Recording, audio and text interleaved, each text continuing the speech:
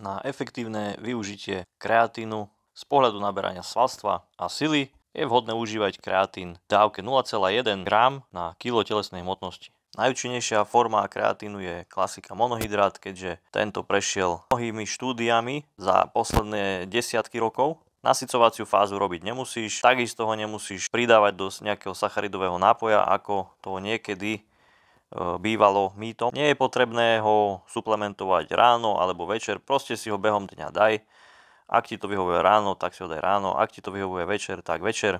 Jednoducho si ho nezabudni dať. Ľudia so slabšími žalúdkami by si ho nemali dávať ráno na lačno, respektíve na prázdny žalúdok, pretože potom sa môže dostaviť hnačka.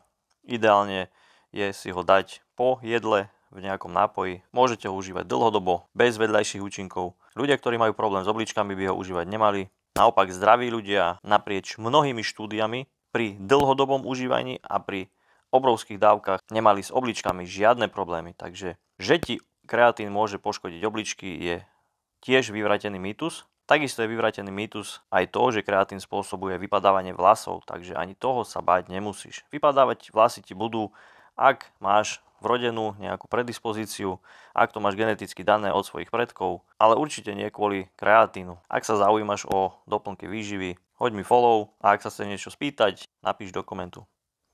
Čus.